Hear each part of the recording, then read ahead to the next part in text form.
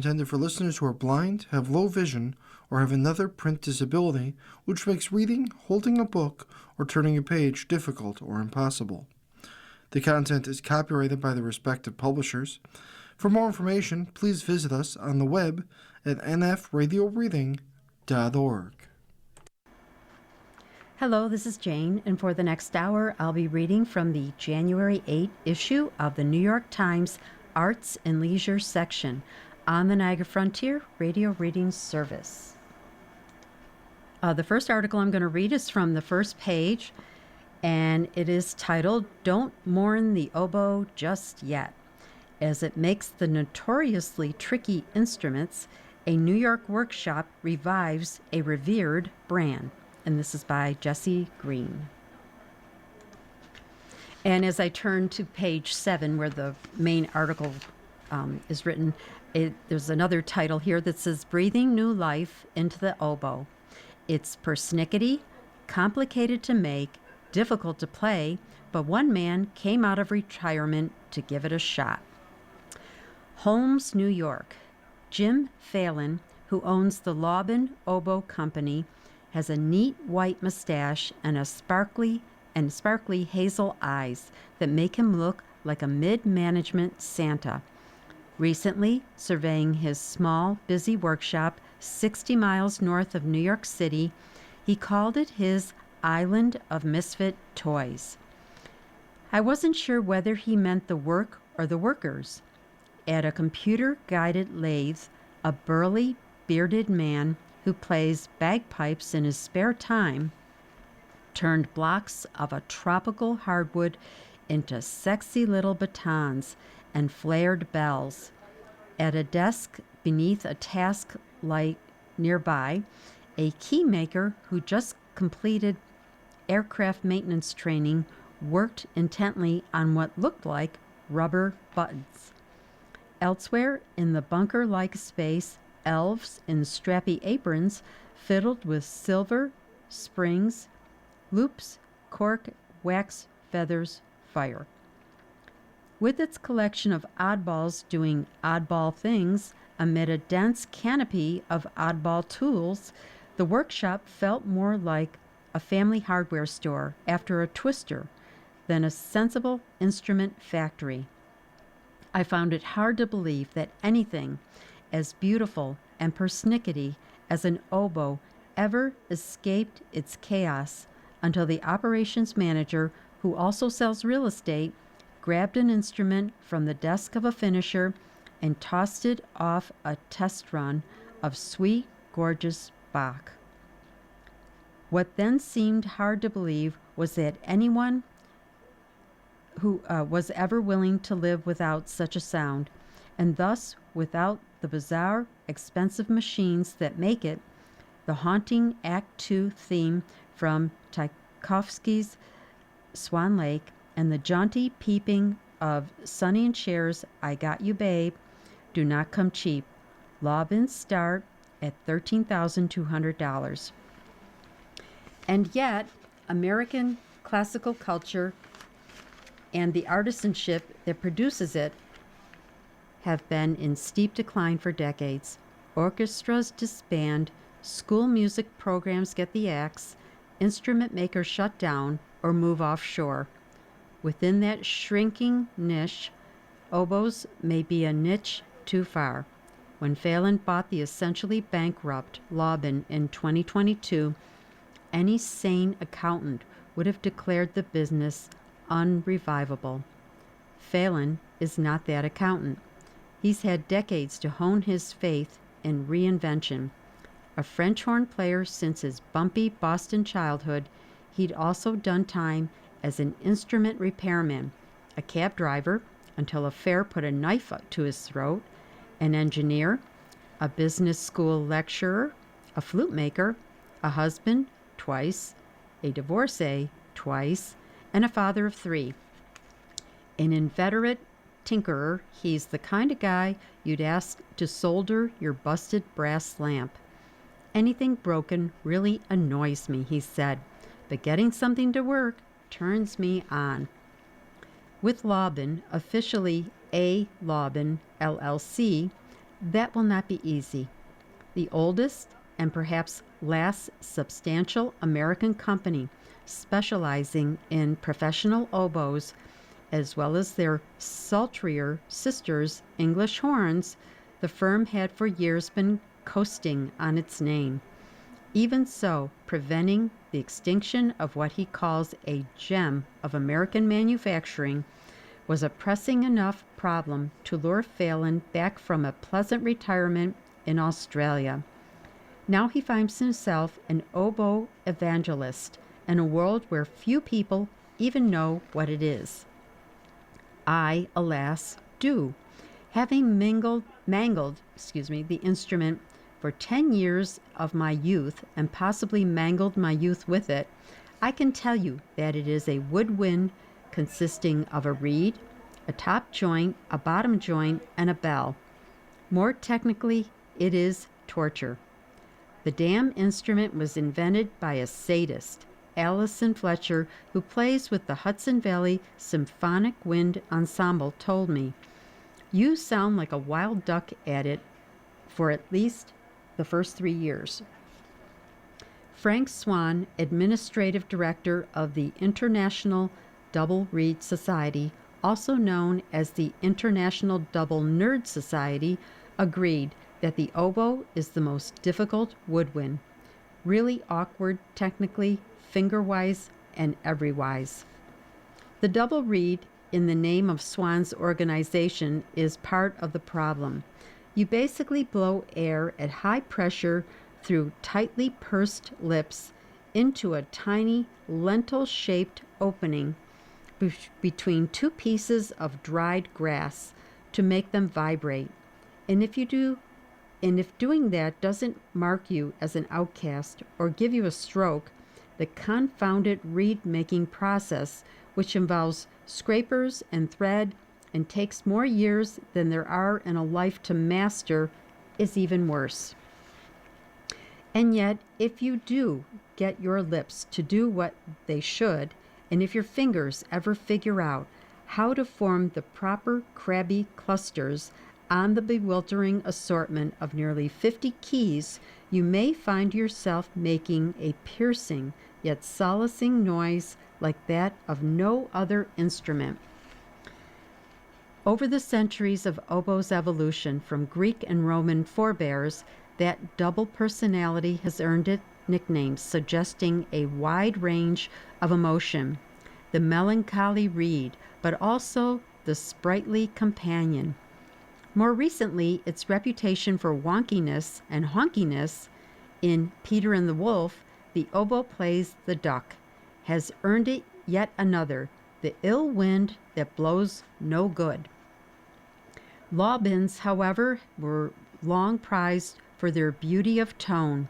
The website oboes.us, run by Peter Hurd, a fine instrument dealer unafraid to brand some brands worthy of the ash heap, praises many older lawbins as sensational, with a smooth, dark, slightly covered sound distinct from the sparklier timbre of the world-leading French brand Lorraine. A mid-century oboist who played an American instrument likely played the American-sounding lawbin. Perhaps that's because the company, named for its founder, Alfred Lawbin, was a super high-end atelier, less about commerce than craft. In 90 years, only 2,050 Lawbin oboes were produced.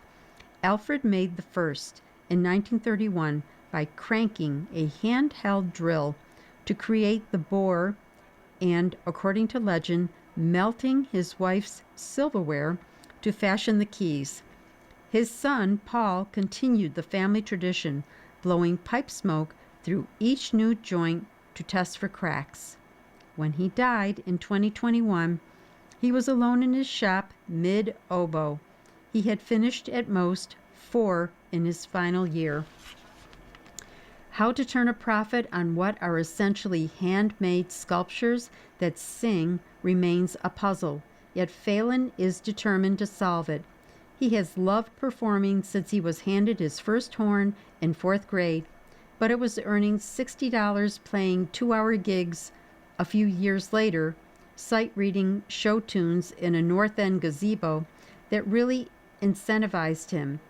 His father's career as a high school band director, whose distaste for authority led to frequent relocations and a nervous breakdown, was not, Phelan said, rewarding, but mine has been.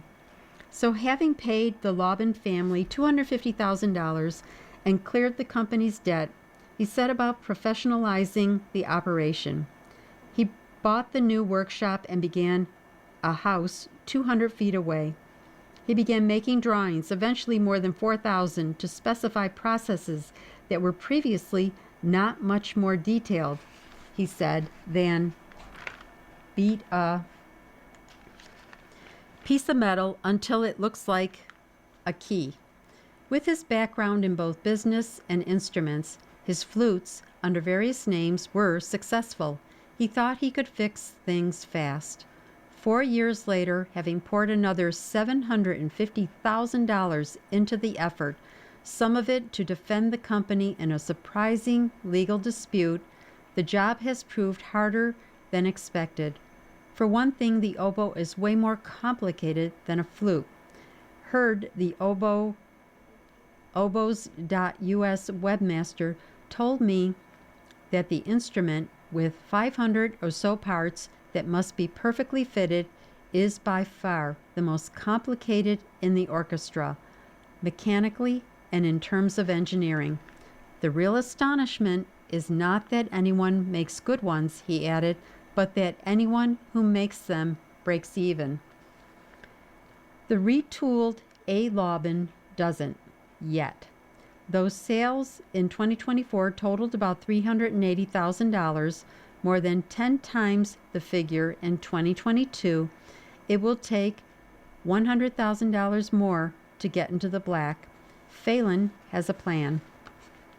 For oboists, the unpredictability of their instrument, given to sudden possession by screeching imps and wobble goblins, offers something besides reeds to focus their anxieties on. What worries them most is that the wood, especially the top joint, might crack or go bad from the inside, ruining the instrument. Manufacturers have tried to address the threat. Most high-end modern oboes, including Laubin's, have a PVC sleeve tucked into the top joint to protect the bore from saliva and sweat. This may mitigate the problem, but not the player's fear of it. And though synthetic oboes don't crack, they often don't sound right. Hurd calls one manufacturer's composite, very brassy, which is not, to an oboist, a compliment. Laubin has traditionally taken a different approach. By far the longest step in its manufacturing process is the weathering of raw wooden billets in a shed unprotected from heat, cold, and humidity. The first banishment lasts at least 8 years. Next, Stephen Gara, the wood guy, drills a bore through the billet and sends it back to the shed for 2 more. Only then is it deemed mature enough to shape on the new $60,000 lathe, which can turn a bell in 20 minutes instead of the day it took in the old Laubin shop. I make these oboes, Gara said proudly. All the other guys, he pointed to Scott Burnett, the key maker, who's also an airplane mechanic, and Todd Kennedy, the finisher, with a sideline in wedding cake sugar work, just put things on them. But conservation efforts in Africa and Central America, where the granadilla rosewood and cocobolo used in the Laubin oboes are grown, keep the price rising. New import tariffs surely won't help. And even with the best technicians, most of the wood winds up as sawdust anyway. Finding those technicians has proved to be another headache.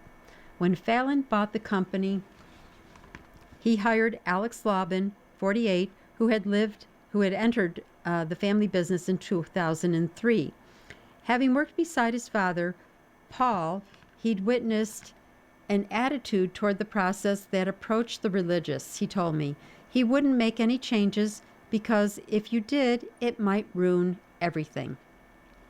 Fallon has no such reluctance to change. He fired Alex 2 years after hiring him. And I just need to take a quick break here to remind you that you are listening to a reading of articles and features from the New York Times Arts and Leisure section on the Niagara Frontier Radio Reading Service. And now I'm back to the article about breathing new life into an oboe. What happened is the subject of a claim of unlawful termination that Alex filed last year with the National Labor Relations Board. In it, he asserts that Fallon violated a law that protects the rights of employees to discuss wages and or other terms and conditions of employment. During a phone call, he put it more bluntly. I was fired for writing an email to the staff calling for better leadership. Fallon's response to the NLRB countered that Alex was terminated for poor work performance and for failing to follow explicit instructions given by management. The suit has been dismissed twice, first by the regional office and then, after Alex appealed, by the federal one. On January 5, he appealed again. Fallon got an early Christmas gift last month. Our first Lobbanite top joint is finished. He texted me on December 23. Could be a game changer. I had not heard of Lobbanite previously because it had not previously existed. It turns out to be an extremely resilient injection moldable composite engineered to mimic grenadilla and thus its exact sonic profile. Several prototypes had just arrived in the shop where the elves busily drilled, keyed, and finished them. Now they were ready to play. Fallon's plan is to open a new revenue stream with the Lobbanite top joints, introducing them at $4,700. Players who already own Lobbans and want the security of an emergency backup or a standby for use in extreme environments are the obvious market. First-time buyers can also be upsold. Eventually, there's the possibility of entirely Lobbanite instruments. Purists, wedded to wood, may squawk. I know there will be resistance, Fallon said when I reached him the next day. But musical instruments are not invented, they evolve. If you produce better, newer products, players will beat a path to your door. Indeed, in a year or two, he hopes to introduce another innovation by reintroducing an old Lobban model, the bar, produced from 1972 to 1985 and named after Alfred's mother. The bar is a mid-market wood oboe suitable for students and amateurs at about half the price of a professional instrument.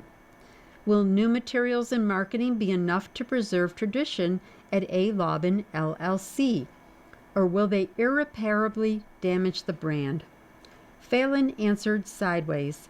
I go to the Episcopal Church in Summers, he said, referring to a town nearby. And the wonderful priest there, she says, better to do something good than something big. I wasn't sure what that meant until Ruthie Garcia, the operations manager, attached one of the Lobbanite top joints to the bottom joint and bell of a grenadilla oboe, which it matches, and gave it a go. She found it far closer to wood in color and warmth than any other synthetic she tried. My ears, soiled from years of bad playing, could not detect any difference.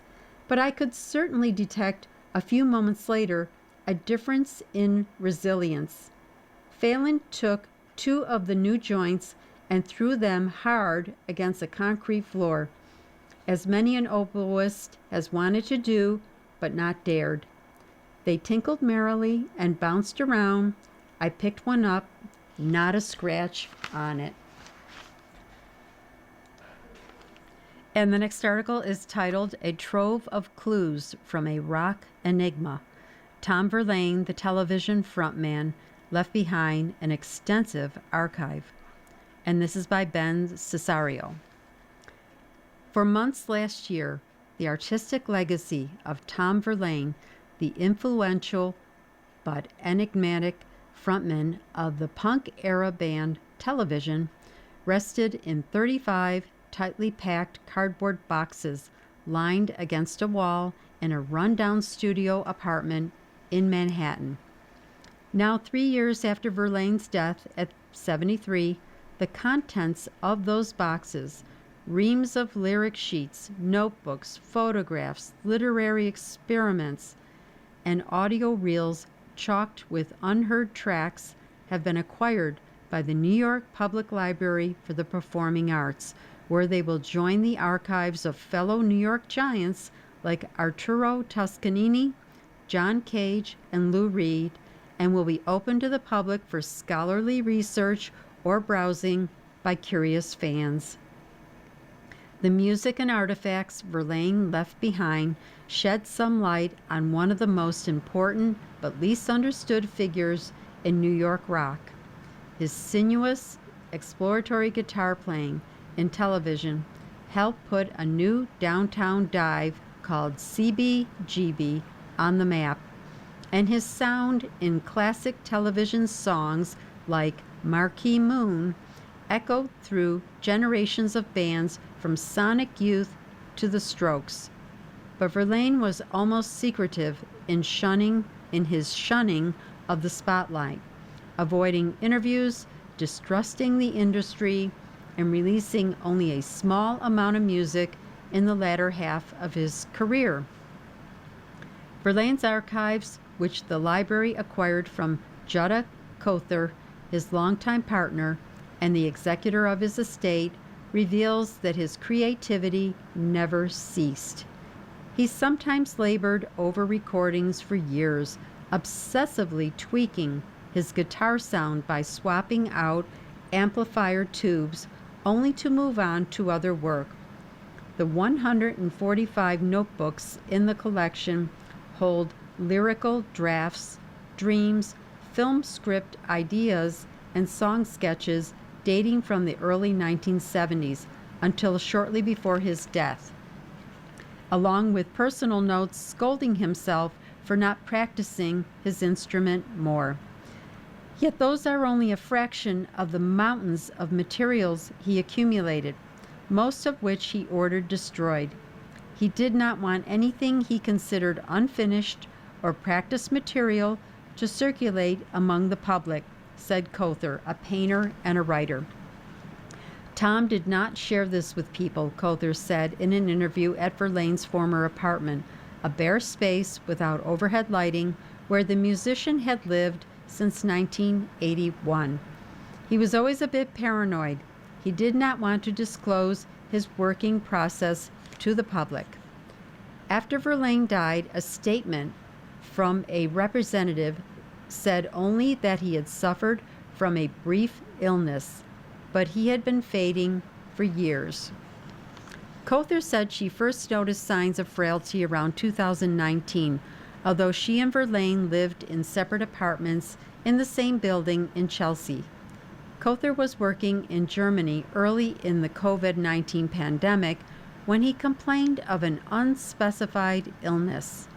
When she saw him again in the summer of 2021, he was like a skeleton, Kother said, and he grew too weak to play. He avoided doctors. He was in terrible pain and total denial, Kother recalled. With his condition worsening, Verlaine was hospitalized in January 2023 for about 5 days. It was only then that Patrick Derivaz, a composer and sound engineer who had been a close collaborator, since the early 1990s, learned that Verlaine had designated him as his medical proxy. After arriving at a hospice, Verlaine gave Cowther and Derivaze instructions on handling the particulars of his estate, including his wish that Cowther find a small green glass bottle to hold his ashes after cremation. 9 days later, he died. Word filtered out through a former bandmate that Verlaine had died of cancer. Cowther, citing his strong preference for privacy, refused to comment on the cause. Born Thomas Miller, Verlaine grew up in New Jersey and Delaware, playing piano and saxophone before the Rolling Stones inspired him to pick up a guitar. A boarding school friend, Richard Myers, shared his fascination with music and poetry. They ran away more than once, relocated to New York, and took on new names. Miller borrowed his from the 19th century French poet Paul Verlaine, and Myers became Richard Hell. In the early 70s, the two worked at an East Village bookstore and wrote poetry before starting the band the Neon Boys, which evolved into television. According to lore, Verlaine and some of his bandmates were walking down the Bowery circa early 1974 when they spotted a new bar, CBGB, that they thought might work as a home for regular gigs. A series of concerts there that spring established both the band and the venue. One of the attendees was Patti Smith, who wrote a review describing Verlaine's guitar playing as like 1,000 bluebirds screaming. After television's second album, Adventure, in 1978, which disappointed some critics, Verlaine released a series of solo albums that culminated in Warm and Cool in 1992, a semi-experimental collection of instrumental guitar pieces. Never a scenester, he avoided drugs and those who did them, Cowther said, which ruled out an awful lot of people in New York rock. He developed a reputation as remote and uncommunicative. 2 albums released in 2006, Around and Songs and Other Things, had been in the works for years. In an interview with the New York Times, when those albums were released, Verlaine said he was struggling not to have a professional career. He never released another album. After his death, Cowther and Derivaze went about collecting and sorting what Verlaine had left behind. He had 5 storage lockers in Manhattan and Brooklyn filled to the brim with books, tapes, notebooks, records, and guitars, along with 7,000 vacuum tubes for the 72 amplifiers he had accumulated. He kept everything, Derivaze said. He had 2 or 3 big bags of loose socks to be paired. The estate held 2 public sales to dispose of some of Verlaine's 70,000 books, many scored from haunting the outdoor bargain bins at the Strand bookstore. Verlaine frequently taped himself while practicing or jamming alone, but in keeping with his wishes to preserve only recordings that were reasonably complete, they destroyed thousands of cassettes, Derivaze said. Still, the surviving material paints a vivid picture of a working artist, and though it makes up only about 40 linear feet of space, a compact collection compared with 112 for Reed and 185 for Wayne Shorter, another recent library acquisition, it is surprisingly thorough in covering most of Verlaine's career. Included are studio and rehearsal tapes of television and Verlaine's solo work. Among them, dozens of reel-to-reels and about 240 cassettes that survived the purge. It's shockingly complete, said Michael Chaikin, who a decade ago worked on the Bob Dylan archive and was hired by Cowther and Derivaze to help organize Verlaine's collection. We have recordings from almost every month of television's existence. I need to pause again once more to remind you that you're listening to a reading of articles and features from the New York Times Arts and Leisure section on the Niagara Frontier Radio Reading Service. Verlaine's lyric sheets, typed and edited in various layers of ink, show how key television songs developed.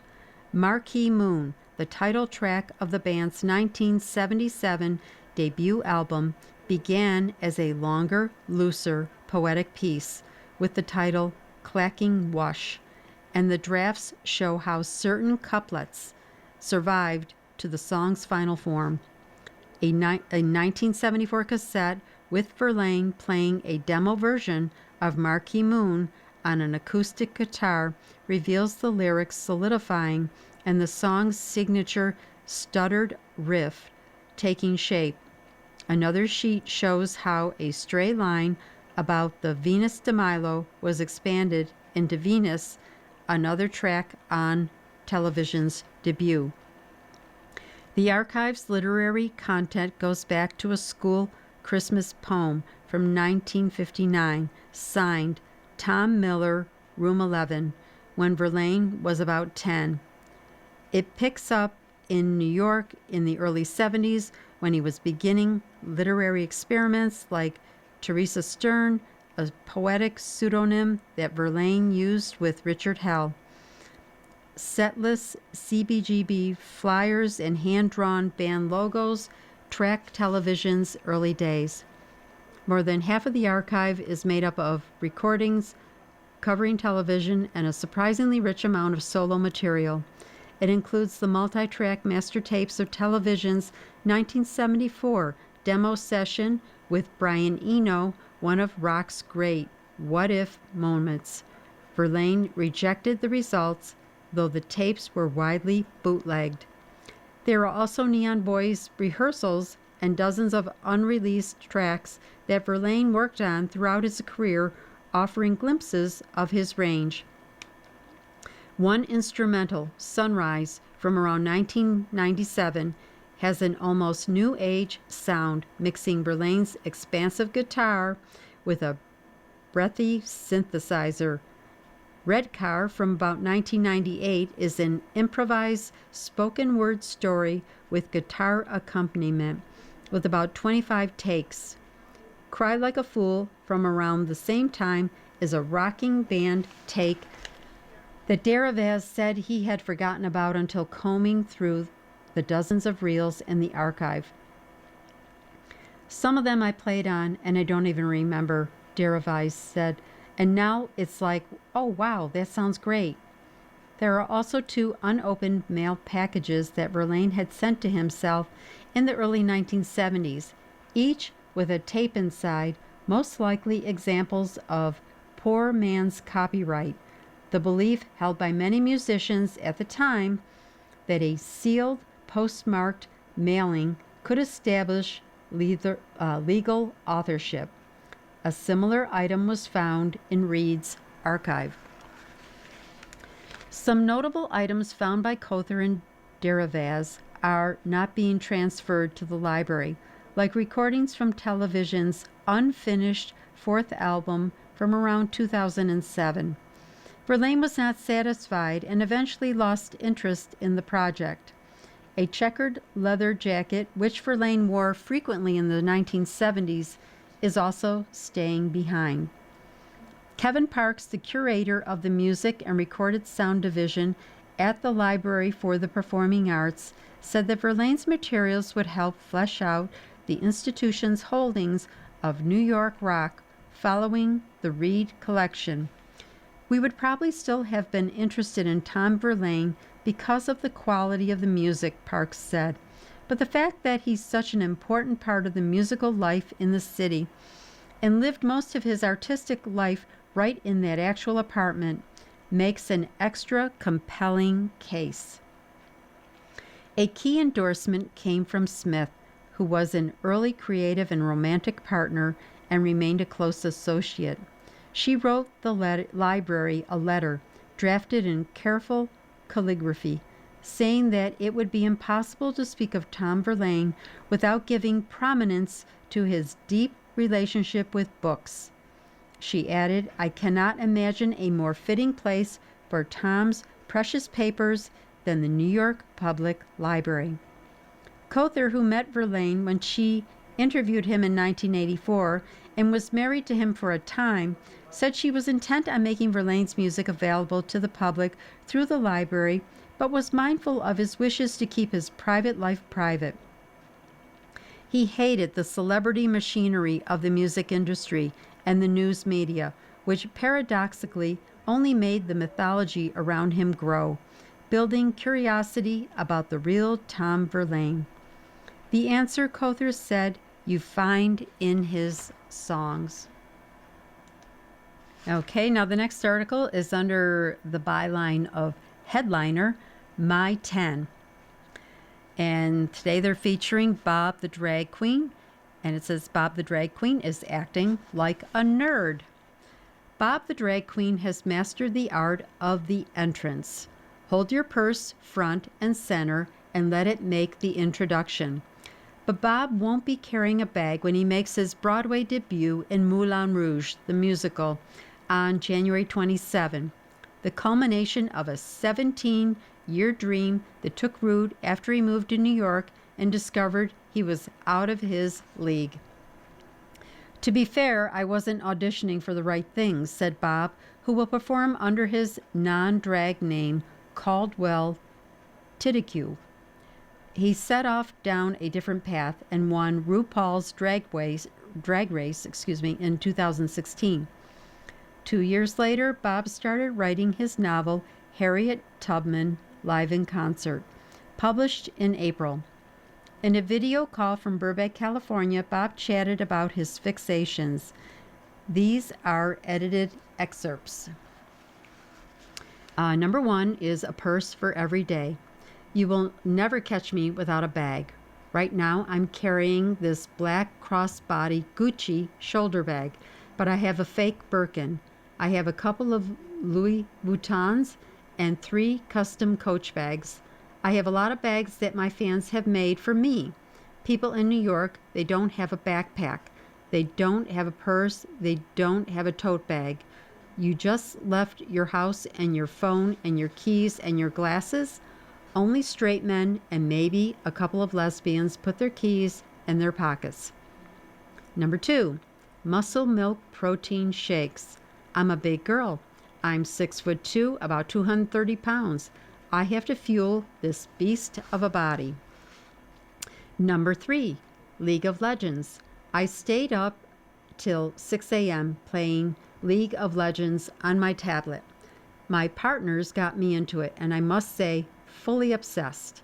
It's a computer game where you basically have to destroy all your opponent's turrets, and you have magical powers. You're a Yordi, you're a wizard, you're a gunslinger. I see why nerd culture is so exciting and fun.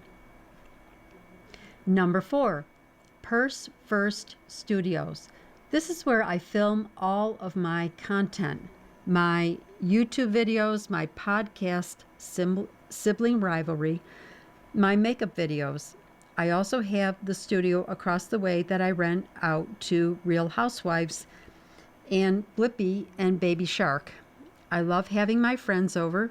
Something happened in my late 30s where I don't really want people at my house. Number 5, my car's reverse camera. I want to say out loud that I got a 98 on my driving test when I was 19 years old, so I am a great driver. These days, I prefer to back into a parking spot, especially if I'm at the grocery store. I've heard it's a black thing. I'm really weirded out by people who refuse to use the back camera. Number 6, NPR's Up First podcast. Baby, every single morning I listen to Up First, and then if I have time, I listen to Consider This and Pod Save America. I want to know everything. I want to be up to date all the time. It does not stress me out. Number 7, sugar-free Red Bull. I'm pre-diabetic, so I had to switch to sugar-free Red Bull. No one has ever seen me perform in the past 8 years without a minimum of 12 ounces in my system. Some people with riders have liquor and food. Mine has makeup, wipes, protein shakes, black towels, throat coat tea, and sugar-free Red Bull. Number 8, floss picks. I'm not proud of this, but I didn't floss for most of my 20s, and I had pretty severe tooth decay. I had to have emergency tooth removal in North Carolina when I was on a gig there. I used to joke that I got my teeth removed to fit in with the local population. So my dentist recommended a Sonicare toothbrush and floss picks. Flossing is so much easier now than when I was a kid. Number 9, I restore red light therapy helmet for hair loss. I got a hair transplant this year, 3,500 hairs in a 12-hour surgery, and every night I put on my red light therapy helmet for 12 minutes. I don't judge anyone getting work done because at some point I'll probably get some done too. What does Dolly Parton say? If it's bagging, sagging, or dragging, I'm going to nip it, suck it, or tuck it. Number 10, Google Maps. I've got to be honest. I'm not great with directions. If I'm not in Manhattan, I can't tell you where I am or how to get where I am going. And that was the final one.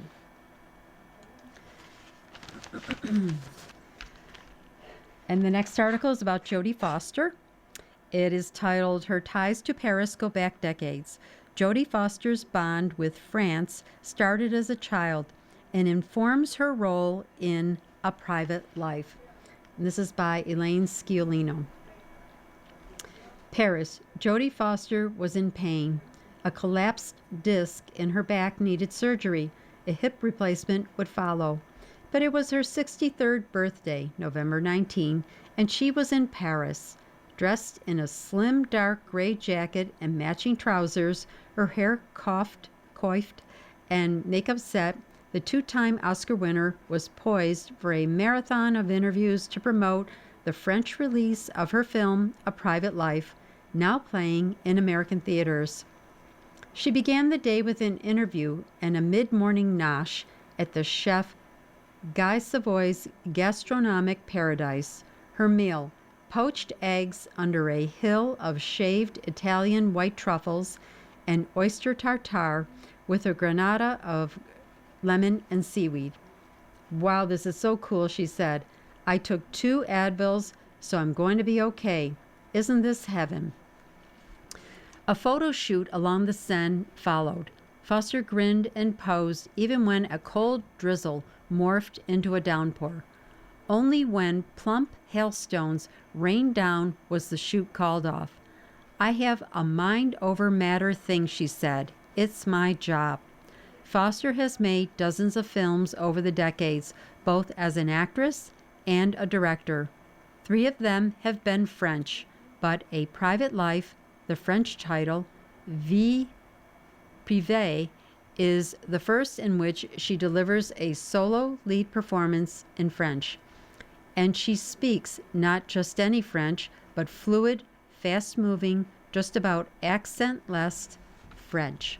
She plays Lillian Steiner, an American psychoanalyst whose tightly controlled life in Paris unravels after her patient of 9 years, Virginie Alfira, dies suddenly, apparently by suicide.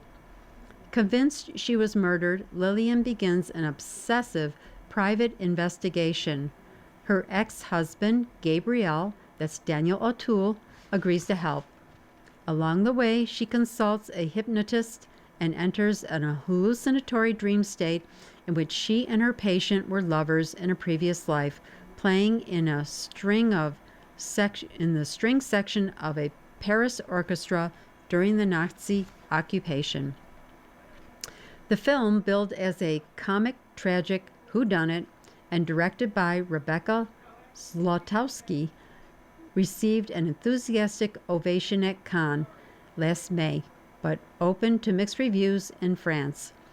Some critics faulted the plot as unrealistic and hard to follow, but gushed over the performances, particularly the disarming chemistry between Foster and O'Toole. Foster's French connection started as a child thanks to her France-obsessed stage mother who was raising 4 children on her own. Foster, who began her career in a Coppertone commercial when she was 3, largely supported the family. My mom was completely in love with France, Foster said. She read books on Napoleon, drove a Peugeot, bought a French armoire and a French tapestry and French artworks. Finally, she went on a bus tour in France with a guide and a bus full of people, and she came back and said, "Okay, that's it. You're going to learn French. We're going to leave this country, and you're going to be a French actor." Her mother brought her to Paris for the first time when she was 8. She remembers binge eating buttered baguettes filled with ham and taking photos of the Eiffel Tower and bridges over the Seine. Her mother bought her a mini Burberry coat and a French sailor suit and tam.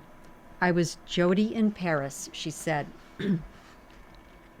Foster already had an exceptional connection to language. She started talking when she was 9 months old and could read billboards aloud in Spanish when she was 3. The family's housekeeper spoke Spanish. At 8 years old, she was able to correctly pronounce the name of the street of their hotel when her mother, who never learned French, could not. Back in Los Angeles, Foster was enrolled in a French lycée where she mastered French grammar and vocabulary and perfected her French accent.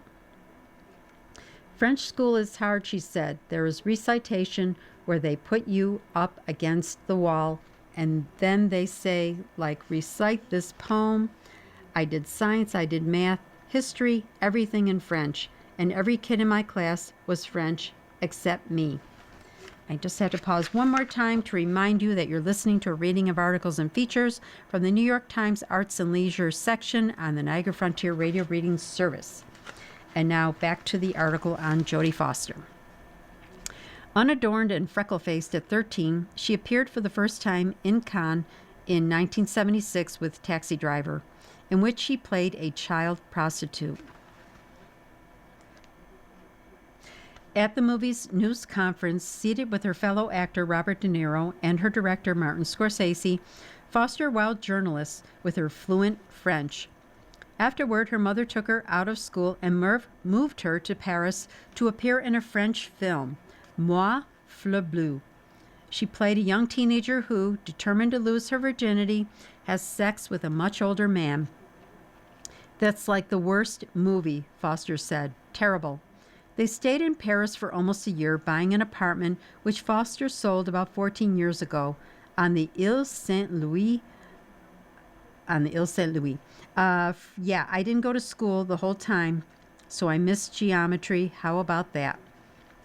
To prepare for the role of Lillian Steiner, Foster read French books aloud at home and then turned up in Paris to immerse herself in French life, visiting bookstores, riding the metro and the bus, working out at a gym, meeting the French psychoanalysts, taking cello lessons, dining in small bistros.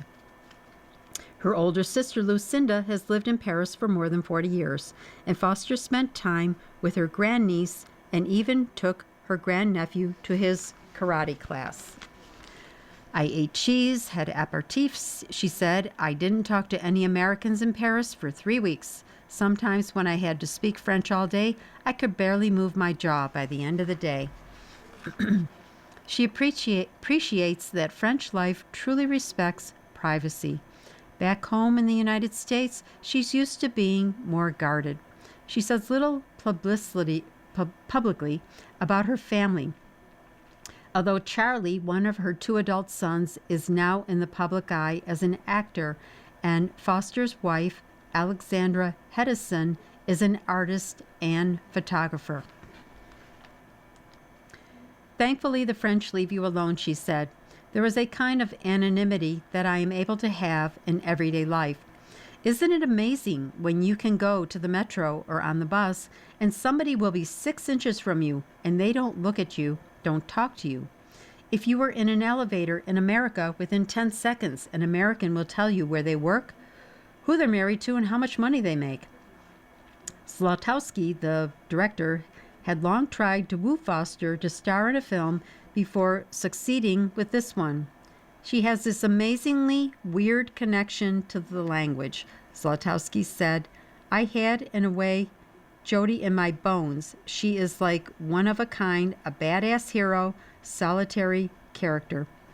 Because Foster's French was so perfect, Zlotowski had her curse in English whenever she was angry to help remind viewers that she was American. Foster entranced her French co-stars with her French bien sûr, but also with her bon ami. Ah la la, Jodie Foster, you are meeting a legend, said Methal Amalric, the award-winning actor and filmmaker who plays the husband of the deceased patient. I was scared to meet her, and then in 30 seconds, she's a human being and not a legend anymore. Noam Morgenstern, who plays an angry patient in the movie and is a classically trained actor with Comédie Française, the country's elite national theater, said she's a perfectionist, ultra precise. I adored that, and her French is so incredible. I sometimes forgot that she wasn't French. Ephira called her an actress who is not caught up in her own myth. She's not Catherine Deneuve. Foster developed an exceptionally close bond, both on and off the screen, with O'Toole. Between takes, the two sat in folding chairs and talked about their lives. The meeting between us was so natural, as if we'd known each other forever, he said in an interview conducted in French. I have the misfortune of not speaking English properly, so every time I've met American or English actors I admired, I've never been able to have a deep conversation. The fact that Jodie speaks perfect French, I was able to overcome that wall.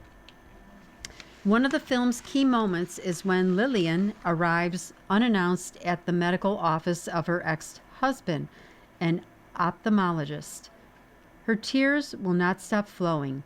He tells her he has never seen her cry. She replies, I'm not crying, it's my eyes. Coincidentally, that same line was uttered to touching effect by O'Toole in the 1986 film Jean de Florette. His performance as the ugly, hapless Ugolin won awards and made him famous. I was happy that Jodie reinvented the moment, he said. Foster resisted at first when Zlotowski requested that she improvise in the film. I told Rebecca, look, I don't know that I'm going to be able to improvise in French. I'm going to panic.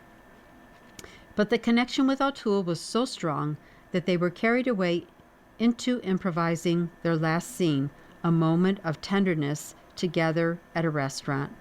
There was such an atmosphere of complicity, freedom, and lightness and trust, O'Toole said. We were like two trapeze artists. We threw ourselves into the air, caught each other with our arms, and kept catching each other.